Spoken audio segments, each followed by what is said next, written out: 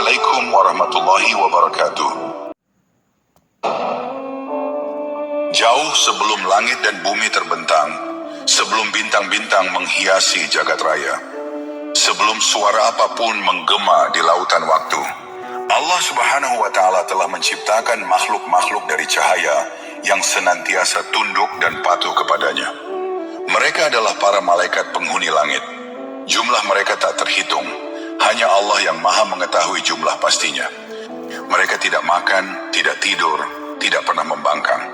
Masing-masing di antara mereka diciptakan dengan tugas tertentu. Ada yang menjaga pintu-pintu langit, ada yang mengatur hujan dan rezeki, ada pula yang mencatat amal manusia. Namun, di antara mereka yang mulia itu, terdapat satu nama yang jika disebutkan, dada manusia akan terasa sesak, napas menjadi berat, dan hati dipenuhi ketakutan. Dialah Izrail alaihi salam, malaikat yang Allah tugaskan sebagai sang pencabut nyawa.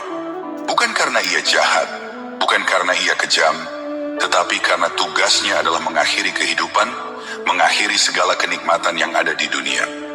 Sosok malaikat Israel, atau yang dikenal sebagai malaikat maut, merupakan momok menakutkan bagi setiap makhluk, terlebih lagi bagi manusia. Namanya saja sudah cukup untuk membuat hati bergetar, sebab ia adalah utusan langit yang datang bukan untuk menyapa, melainkan untuk menjemput. Ketika malaikat maut datang dan menampakkan diri di hadapan seorang manusia, maka itu adalah isyarat paling pasti bahwa ajal telah sampai di ujung tanduk. Itulah titik di mana seluruh harapan dunia terhenti, seluruh impian terputus. Tidak ada kuasa di bumi maupun langit yang dapat menundanya, walau hanya satu detik. Tidak ada daya yang bisa memajukannya, meski hanya setengah helaan napas. Saat itu tiba, malaikat maut akan melaksanakan tugasnya, mencabut ruh dari jasad yang telah ditetapkan. Namun cara ia menjalankan tugas itu bukan satu untuk semua, melainkan sesuai dengan kadar keimanan dari ruh yang dihadapinya. Jika yang dicabut adalah ruh seorang mukmin yang hatinya dipenuhi cahaya keimanan, maka malaikat maut akan mencabut nyawanya dengan lembut dan penuh kasih, seakan hanya memisahkan jiwa dari tubuhnya. Namun, jika yang dicabut adalah ruh dari orang yang tidak beriman, yang mengingkari kebenaran dan hidup jauh dari petunjuk, maka pencabutan itu akan berlangsung dengan keras, mengguncang dan menyakitkan. Seolah ruh itu dicabut dengan paksa, ditarik dari jasad yang enggan melepaskannya, bagai besi panas yang diseret dari kain basah, perih, bergolak, dan penuh derita. Demikianlah malaikat maut. Datangnya adalah kepastian, dan caranya menjalankan tugas adalah cerminan dari siapa kita sebenarnya. Kemudian, timbul satu pertanyaan yang menggema di relung hati. Mengapa malaikat maut yang ditunjuk sebagai pencabut nyawa, padahal wujudnya saja sudah sangat menakutkan, dan tugasnya jauh lebih mengerikan, yaitu mencabut nyawa seluruh makhluk. Dinukil dalam kitab At-Tazkirah karya Imam Al-Qurtubi, diceritakan bahwa ketika Allah Subhanahu wa Ta'ala hendak menciptakan makhluk pertama dari jenis manusia, yaitu Nabi Adam alaihissalam, Allah memanggil 4 malaikat utamanya yang terhormat, Jibril, Mikail, Israfil, dan Israel. Maka Allah Subhanahu wa Ta'ala berfirman, "Pergilah kalian ke bumi, ambillah segenggam tanah darinya, dari berbagai warna dan sifatnya, merah, putih, hitam, kuning, lembut, keras, basah, dan kering. Dari tanah itulah aku akan ciptakan manusia." Malaikat pertama yang diutus adalah Jibril alaihissalam. Ia turun ke bumi dengan patuh membawa amanah. Namun begitu hendak mengambil tanah, bumi berbicara dengan suara yang memilukan. "Wahai Jibril, demi Allah yang mengutusmu, jangan ambil dariku. Tidakkah engkau tahu apa yang akan terjadi jika tanah ini diambil? Darinya akan tercipta makhluk yang akan membuat kerusakan dan menumpahkan darah. Aku takut murka Tuhan akan menimpaku. Jangan ambil dariku, wahai Jibril." Mendengar rintihan bumi, Jibril pun terdiam. Tangannya yang sudah terulur, ia tarik kembali. Ia pulang ke hadirat Allah Azza wa Jalla dan berkata, "Wahai Robku, bumi meminta perlindungan darimu, dan aku pun tak kuasa mengambil darinya." Kemudian Allah mengutus Mikail. malaikat pemberi rezeki. Namun bumi pun merintih kepadanya sebagaimana ia merintih pada Jibril, dan Mikail pun kembali tanpa membawa segenggam tanah. Selanjutnya diutus Israfil, malaikat pemegang sangkakala. Akan tetapi, bumi tetap menolak dengan tangisan dan permohonan yang menggetarkan langit. Israfil pun tak tega, dan ia kembali menghadap Allah tanpa hasil. Kemudian Allah mengutus malaikat keempat, Israel, yang dikenal sebagai malaikat maut. Israel turun ke bumi menjalankan tugasnya. Bumi kembali menolak dengan meminta perlindungan Allah agar tidak diambil sebagian tanahnya. Wahai Israel, apakah engkau datang hendak mengambil tanah dariku? Aku mohon perlindungan kepada Allah, jangan ambil bagian dariku. Namun, berbeda dengan ketiga sahabatnya, Israel menjawab dengan suara tegas, Aku diperintah oleh Tuhanku, dan perintahnya lebih aku dahulukan daripada belas kasihmu. Aku tunduk atas kehendaknya. Setelah berhasil mengambil tanah dari bumi, Israel pun kembali menghadap Allah. Lalu Allah Subhanahu wa Ta'ala berfirman kepadanya, Apakah bumi memohon perlindungan kepadaku darimu, wahai Israel? Israel menjawab, Benar ya Rabb. Allah pun kembali bertanya, Mengapa engkau tidak mengasihani seperti yang dilakukan tiga sahabatmu? Lalu dengan suara yang menyentuh langit dan bumi, Israel berkata, Wahai Tuhanku, ketaatanku kepadamu lebih aku utamakan daripada belas kasihku kepada ciptaanmu, karena aku diciptakan hanya untuk patuh kepadamu, bukan kepada selainmu.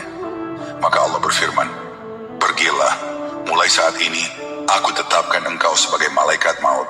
Kepadamu aku serahkan kuasa untuk mencabut nyawa seluruh makhluk yang bernyawa, dari Adam hingga yang terakhir dari keturunannya. Kematian akan berada di bawah kendalimu hingga waktu berakhir. Ketika mendapat tugas tersebut, malaikat Israel menangis. Lalu Allah bertanya kepadanya, Kenapa engkau menangis, wahai Israel?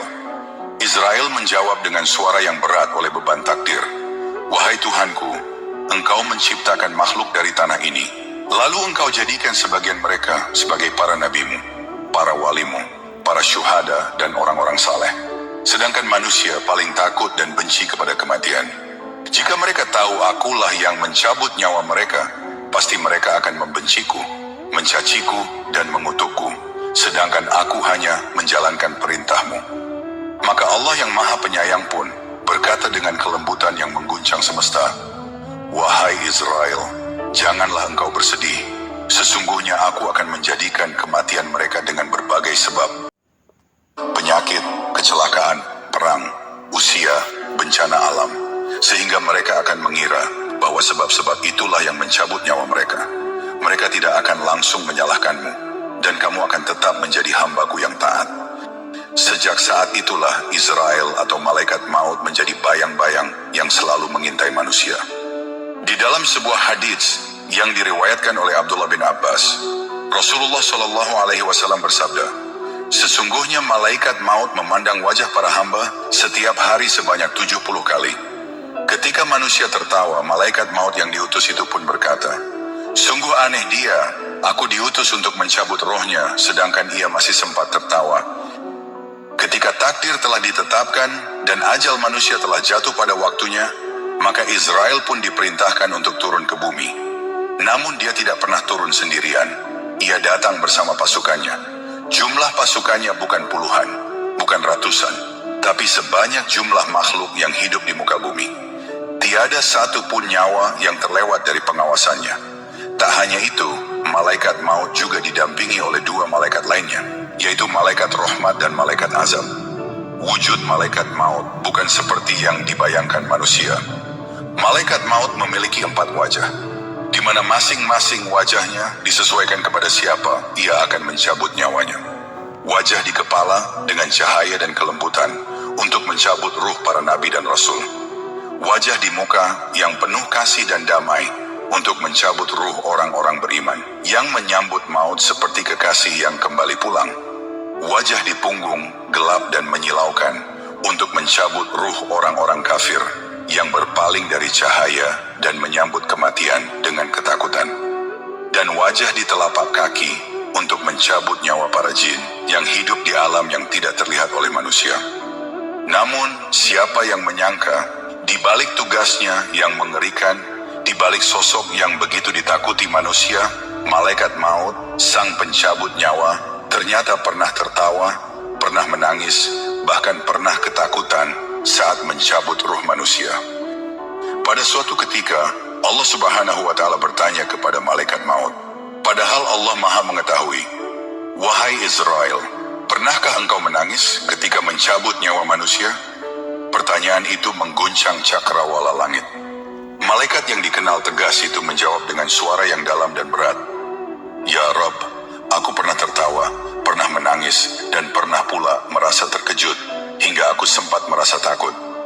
Lalu Allah bertanya, "Apa yang membuatmu tertawa?" Malaikat maut menjawab, "Suatu hari aku mendatangi seorang lelaki yang ajalnya sudah ditentukan. Namun aku melihatnya sedang berbincang dengan seorang tukang sepatu. Dengan penuh keyakinan, lelaki itu berkata, 'Buatkan aku sepatu yang kokoh agar bisa kupakai selama setahun.' Aku tertawa karena sebelum ia sempat memakai sepatunya, aku sudah mencabut nyawanya. Dia merencanakan waktu, padahal waktu sudah habis untuknya. Itulah yang membuatku tertawa." Kemudian Allah kembali bertanya, "Apa yang membuatmu menangis?" "Aku menangis ketika hendak mencabut nyawa seorang wanita hamil di tengah padang pasir yang tandus dan hendak melahirkan. Maka aku menunggunya sampai bayinya lahir di gurun tersebut. Lantas kucabut nyawa wanita itu sambil menangis karena mendengar tangisan bayi yang baru saja ia lahirkan. Sementara tidak ada seorang pun yang mengetahui hal itu." Lalu Allah bertanya lagi, "Dan apa yang membuatmu terkejut dan kaget hingga membuatmu merasa takut?" Malaikat maut menjawab, "Aku diperintahkan mencabut nyawa seorang lelaki yang dikenal sebagai ulama besar. Ketika aku mendekati rumahnya, aku melihat cahaya terang benderang keluar dari kamarnya. Semakin aku mendekat, cahaya itu semakin menyilaukanku, seolah-olah ingin mengusirku. Aku yang terbiasa menembus kegelapan, saat itu terdiam dan terpaku oleh cahaya yang tak biasa. Namun aku tetap menjalankan tugasku dan mencabut nyawa lelaki itu dalam balutan cahaya yang menenangkan." Mendengar itu, Allah Azza wa Jalla tersenyum dalam kemuliaannya. "Wahai Israel, tahukah engkau siapa lelaki itu?" Malaikat maut menjawab, "Tidak, wahai Tuhanku. Aku hanya tahu bahwa ia orang mulia di sisimu." Maka Allah Subhanahu wa Ta'ala mengungkapkan rahasianya. "Dialah bayi dari ibu yang nyawanya kau cabut di tengah gurun pasir. Ketika semua makhluk meninggalkannya, akulah yang menjaganya. Aku tumbuhkan dia dalam lindunganku. Aku beri ia petunjuk. Aku karuniakan ilmu dan keteguhan. Hingga akhirnya aku jadikan dia salah satu kekasihku." Bercerita tentang wujud malaikat maut yang mengerikan, suatu waktu Nabi Ibrahim pernah meminta kepadanya untuk menunjukkan wujud aslinya.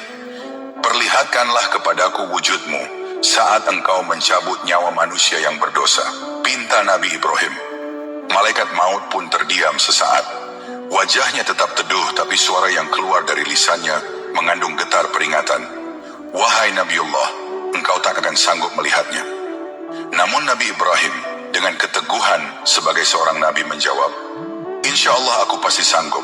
Aku ingin melihatnya dengan izin Rabbku." Maka malaikat maut pun berkata, "Baiklah, berpalinglah dariku sejenak." Nabi Ibrahim pun memalingkan wajahnya. Langit terasa hening, angin pun berhenti seolah enggan mengganggu keagungan momen itu. Kemudian saat beliau memutar kembali tubuhnya, astagfirullah, terguncanglah bumi tempat ia berpijak. Di hadapannya kini berdiri sosok yang tak bisa diungkapkan dengan kata-kata. Kulitnya legam bagai arang terbakar, wajahnya dipenuhi kemarahan, dan api neraka yang menjilat keluar dari mulut dan lubang hidungnya. Rambutnya berdiri mencakar langit, dan tubuhnya dililit pakaian hitam pekat yang seperti kabut azab. Berbau busuk dan menyengat, bau yang belum pernah dicium oleh manusia manapun di dunia. Mata makhluk itu menyala merah, tangannya membawa rantai dan tombak cahaya yang menggetarkan jiwa. Di sekelilingnya, tampak bayangan api neraka yang berkobar, siap menyambut ruh-ruh yang penuh dosa. Seketika itu juga Nabi Ibrahim jatuh pingsan. Ia tak sanggup menatap lebih lama, bahkan seorang nabi yang hatinya sedalam lautan tauhid, tumbang oleh dahsyatnya rupa malaikat maut dalam wujudnya kepada para pendosa. Ketika beliau akhirnya sadar kembali dari pingsannya, Dengan napas yang masih tersengal dan dada yang berat oleh rasa takut, Nabi Ibrahim berkata, "Wahai malaikat maut, seandainya para pendosa itu tidak lagi disiksa setelah kematian mereka, maka cukup hanya dengan melihat rupamu ini sudah menjadi azab dan hukuman yang amat mengerikan bagi mereka." Subhanallah, betapa kematian itu bukan sekadar akhir, tetapi awal dari perjumpaan dengan sesuatu yang tak terbayangkan oleh akal manusia. Dan betapa malaikat maut adalah makhluk yang wajahnya saja bisa menjadi siksa bagi jiwa-jiwa yang durhaka. Namun rasa ingin tahu Nabi Ibrahim belum berakhir, maka beliau memohon kembali, "Sekarang perlihatkanlah kepadaku wujudmu saat engkau mencabut nyawa orang-orang yang beriman." Malaikat maut pun mengangguk, "Baiklah wahai Nabiullah, berpalinglah dariku sekali lagi." Nabi Ibrahim pun berpaling. Kali ini hatinya berdebar bukan karena takut, tapi karena harap. Dan saat beliau membalikkan badan kembali, Masya Allah, Subhanallah, yang berdiri di hadapannya kini bukan lagi makhluk legam dan mengerikan, namun seorang pemuda yang sangat tampan, rambutnya terurai lembut, wajahnya bersinar memancarkan cahaya ketenangan, pakaiannya bersih, putih bercahaya, dan di sekeliling tubuhnya tersebar aroma wangi dan harum. Aroma yang menenangkan hati siapa saja yang menghirupnya. Wajahnya tenang, suaranya lembut, dan sikapnya bersahaja, laksana pelipur lara bagi ruh-ruh yang telah lelah menanggung derita dunia. Malaikat maut dalam rupa ini tidak menakutkan. Ia justru memancarkan keteduhan, harapan, dan kemenangan bagi jiwa-jiwa yang beriman. Dan Nabi Ibrahim pun berdecak penuh kekaguman. Dengan suara lirih ia berkata, "Seandainya orang-orang yang beriman melihat wajahmu seperti ini ketika nyawa mereka akan dicabut, niscaya itu saja sudah cukup menjadi balasan dari amal-amal baik mereka selama di dunia." Maka begitulah hakikat kematian. Bagi pendosa, ia adalah perjumpaan dengan kengerian yang tak terbayangkan. Tapi bagi mukmin sejati, ia adalah pertemuan dengan keindahan yang menghapus segala letih dan luka. Dan malaikat maut akan datang dengan dua wujud yang berbeda, tergantung bagaimana kita menjalani hidup ini. Maka pilihan ada pada diri kalian, wujud mana yang akan menyambutmu saat malaikat maut datang menjemput. Demikianlah kisah malaikat maut yang telah ditunjuk sebagai malaikat pencabut nyawa, bukan hanya kepada manusia, tapi kepada seluruh makhluk ciptaan Allah Subhanahu wa Ta'ala, di mana rasa sakitnya melebihi pedihnya ketika kulit manusia dikelupas seluruh tubuhnya dalam keadaan hidup. Pedih yang tidak bisa terbayangkan. Bahkan malaikat maut pun menjerit kesakitan saat mencabut nyawanya sendiri. Bagaimanakah kisahnya? Saksikan nanti di pertemuan berikutnya. Termasuk akan menceritakan awal penciptaan malaikat maut yang membuat seluruh malaikat di langit jatuh pingsan lantaran melihat sosoknya yang begitu sangat mengerikan. Akhirul kata, wallahu a'lam bishawab. Sampai di sini dulu perjumpaan kita kali ini. Semoga bermanfaat. Wassalamualaikum warahmatullahi wabarakatuh.